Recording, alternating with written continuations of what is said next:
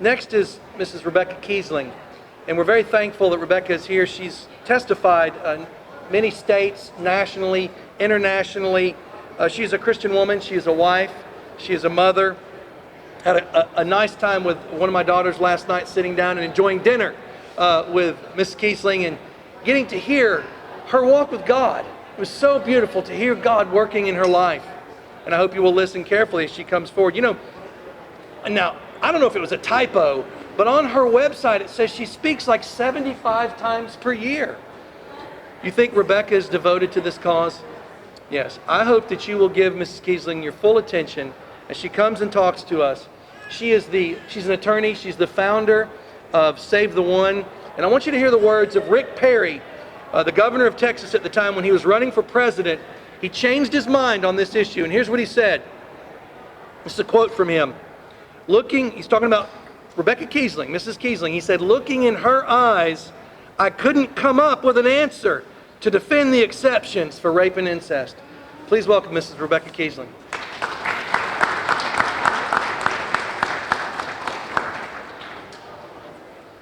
Well, I'm very glad to be here again in South Carolina. I was right here a few years ago when there was Senator Lee Bright was filibustering to try to keep a rape exception out of one of your bills. And I had received Google alerts on this, and for several days there were Google alerts. It was national news that there was a legislator here in South Carolina who was fighting for my people group, fighting for the child conceived in rape. And it was making national news. And so I thought, I have to get in touch with this man. He is my hero. And contacted him and told him I'm available. And we got a group of us who were all conceived in rape and mothers from rape, just like we have here today. Ashley, and we have Sylvia Rose, who's from South Carolina, who's a mother who became pregnant by rape. And we all came here and did a press conference, and then I lobbied. And like so often, there's that saying that you don't want to know how the sausage is made, right? And it was ugly. It was ugly when I got to see what was happening and other pro-life leaders who were trying to keep the rape exception in. And it's frustrating to see that there are people who think that somehow pro-life legislation is stronger with the rape exception.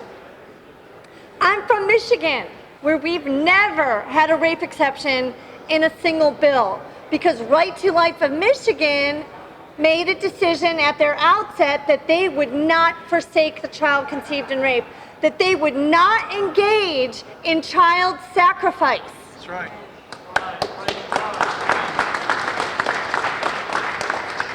And I'm so thankful for the leadership of Personhood South Carolina, who made the same calculation and said, we will not engage in child sacrifice. Because that's what it is when you say save the 99 in exchange for the one. That's child sacrifice. And when I hear that, I can't help but think of the parable of the lost sheep. Because in context, Jesus said, see that you do not despise any of these little ones. And what a strange thing to say. Who would despise a little one? Well, my people group are called demon seed, evil seed, horrible reminder, rapist child. You never hear them say rape victim's child, because that's what I am. I'm a child of a rape victim, but no, we always get called rapist child. We're called Satan's spawn, devil's child. I was recently called, spawn of evil. I get called rape trophy, rape apologist. And we are systematically targeted within legislation globally. We're the only people group in today's modern society that it's politically correct to bash. So I get it when Jesus said, see that you do not despise any of these little ones, because I know what it's like to be despised. for no sin of mine. And he says, for I tell you, their angels in heaven always look upon the face of my Father in heaven. And then he goes right into the parable of the lost sheep, how the good shepherd leaves the 99 to save the one. And that's why my organization's called Save the One. And he finishes the parable by explaining its point. He says, for in the same way, your Father in heaven is not willing that any of these little ones should perish, and neither should we. That's right. And when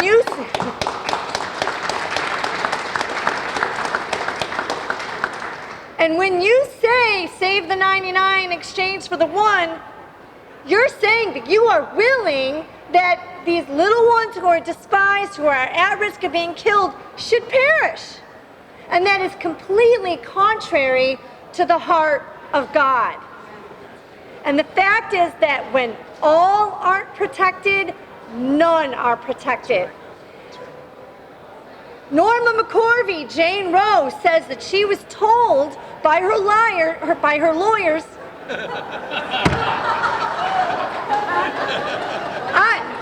I'm a lawyer, okay? I'm the good kind.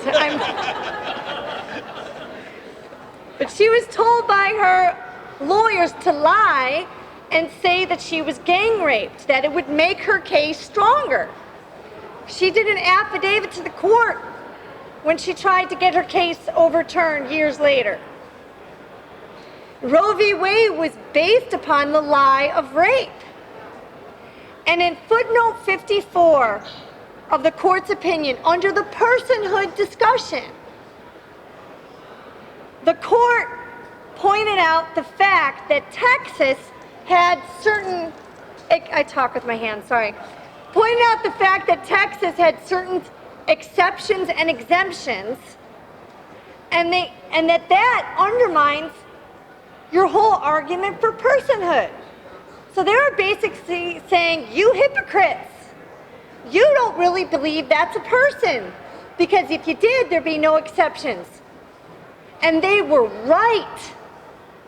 The fact is, when you have exceptions, it violates, first of all, the 14th Amendment due process clause that says that no state shall deprive a person of their right to life, liberty, or property without due process of law.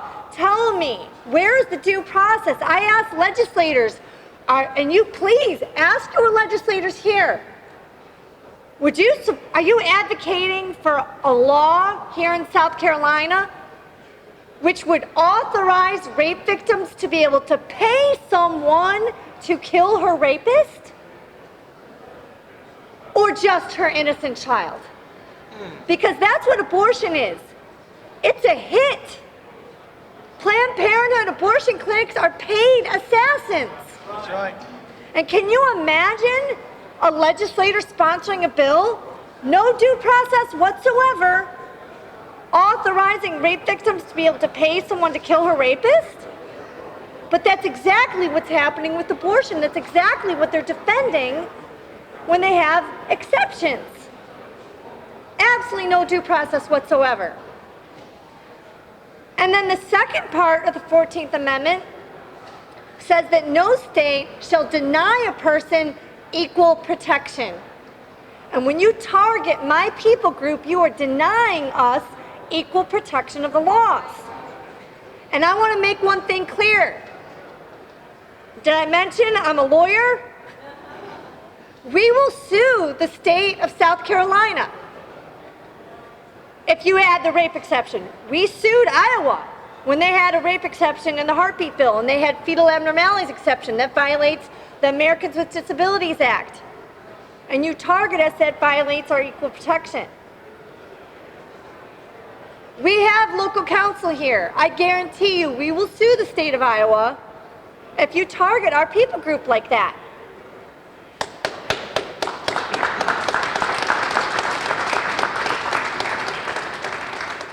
It is dehumanizing, demoralizing, and discriminatory.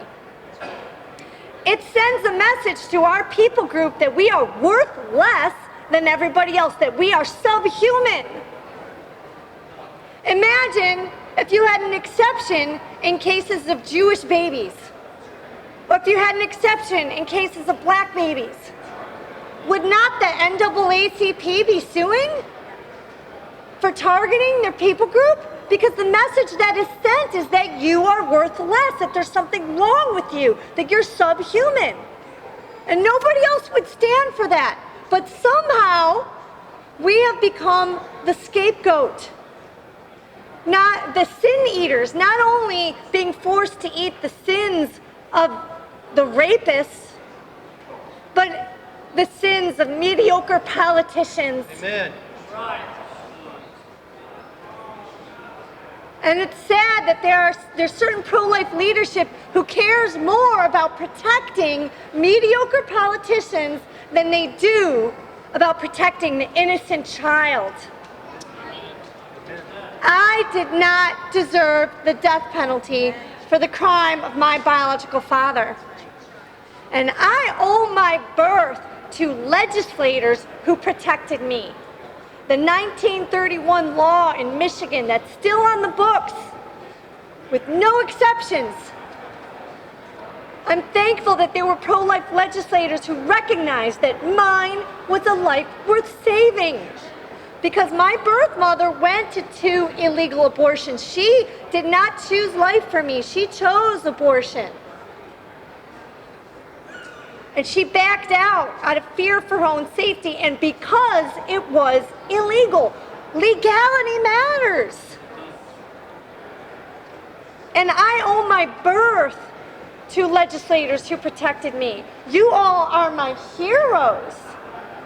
This is not just a concept, but legality matters.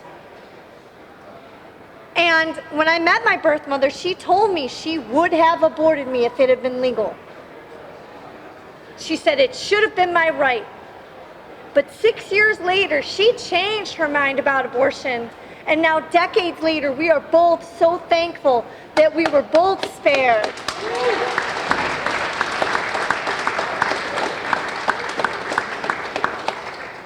My youngest daughter, Contessa, she's 12 years old now, but when she was 6.5, she asked me, "Mommy, how do you spell the word conceived?" I thought, why do you want to know how to spell the word conceived? I'm writing a book, it's a surprise. And we told our children what abortion is from a young age. They know that abortion kills an unborn child. And they understand what rape is. They understand about protecting your privates, anything covered by a bathing suit, and that nobody's allowed to touch them. And they understand that concept, so we put a word to it. You know, we teach children how Jesus died on the cross for their sins. Now there's a complicated subject, right? But thank goodness we have the right as parents to teach our children these truths. You need to teach your children stranger danger, right? To keep their diapers on when they're little. You know, sometimes I used to want to duct tape them. You know, that and socks. They're always ripping off their socks in the car and their shoes. But we taught our children, and so this is what my daughter wrote at 6.5 years old. And she cut the paper and stapled it, and here's her book, and it was called Conceived in Rape. And she wrote, "Conceived in rape is not bad because that's my mom. Rape is bad and abortion is bad because they both hurt people." And I think, why can't politicians just understand that? That's right.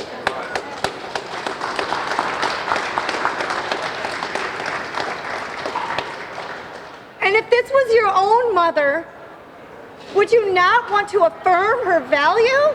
You ask any of these politicians if their own mother was conceived in rape, would they be signing this death warrant? No. And it does help to put a face to the issue. Governor Perry told me that he had never put a face to the issue before. He had never considered it from the perspective of someone like me. And he went back and he changed his state 9 months before we met. There was an ultrasound bill in Texas that had a rape exception.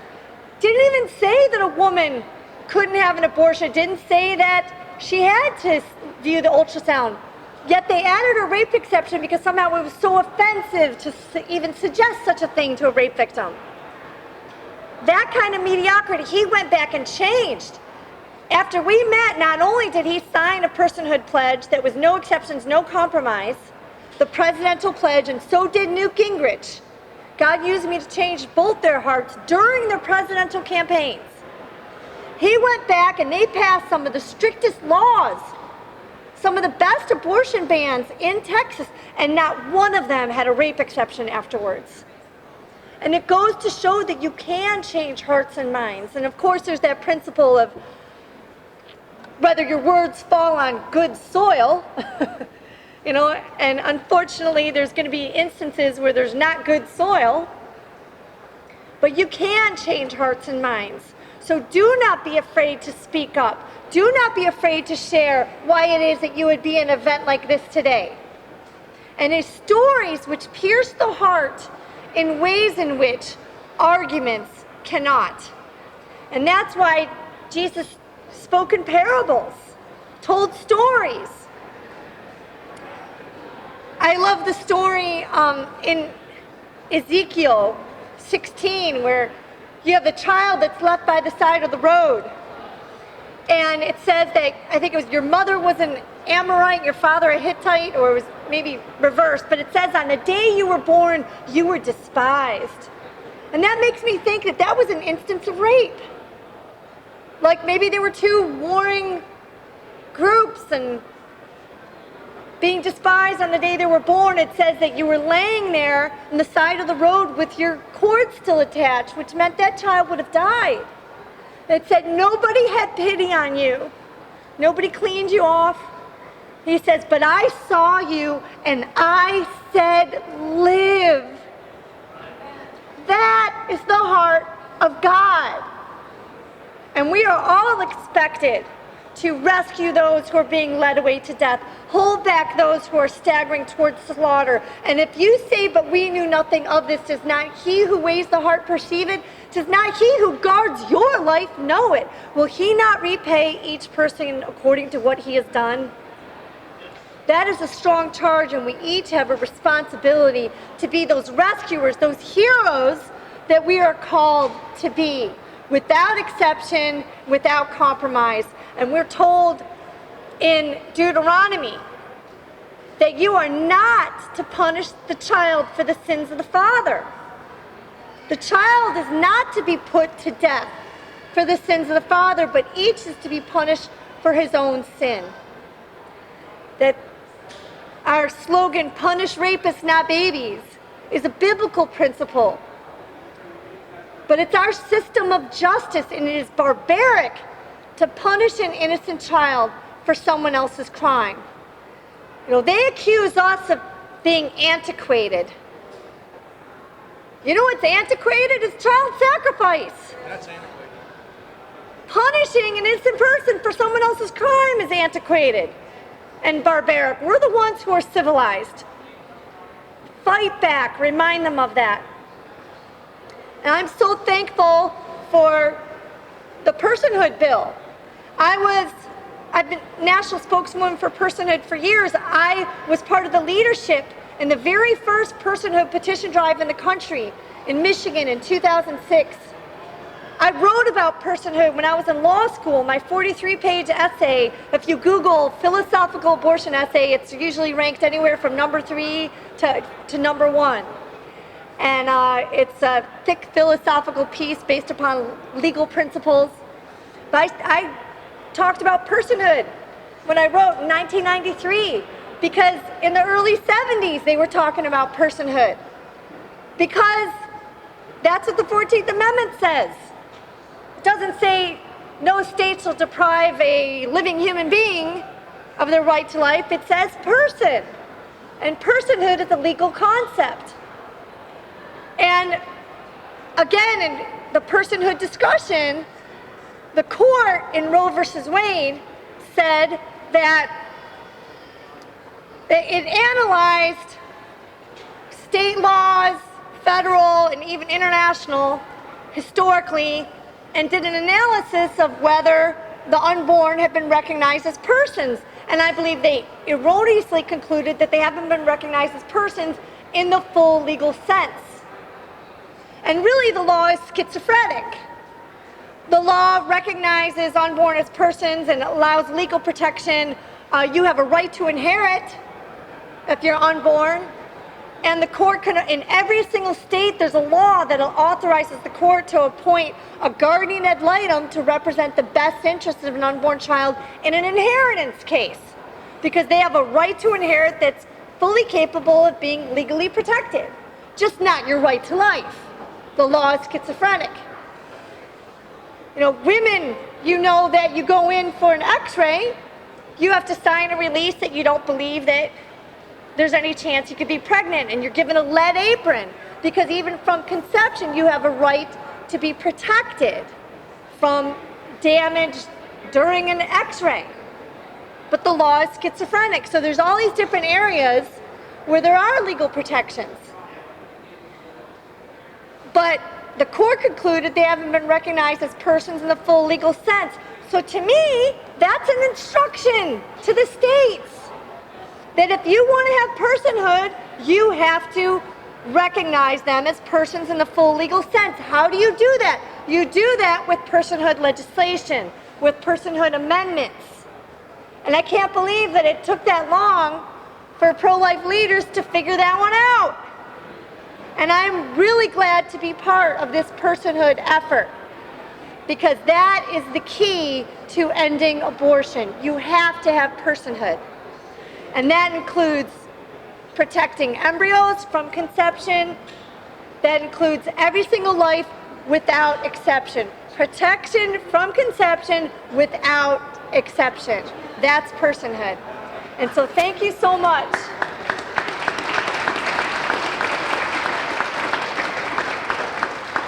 And that's the beauty of personhood too, that there are no exceptions, because what are you going to add an exception and say, you know, people like Rebecca and Ashley and Sylvia Rose's son, that they're not persons? I mean, it's just like with the heartbeat bill, it's absurd. Like, our hearts don't beat. You know, either it's relevant that you have a beating heart or it's not. The pain capable bill in Congress, they've got exceptions. The pain capable Unborn Child Protection Act, I feel pain just like everybody else. In fact, when you have that rape exception in there, ouch! Ouch! So you have to be consistent, and I ask, please check out our website, Save the One. We have over 900 in our network, conceived and raped, mothers from rape. Check out our stories, share our stories, check out Ashley's video on the website, and please defend us. Thank you so much.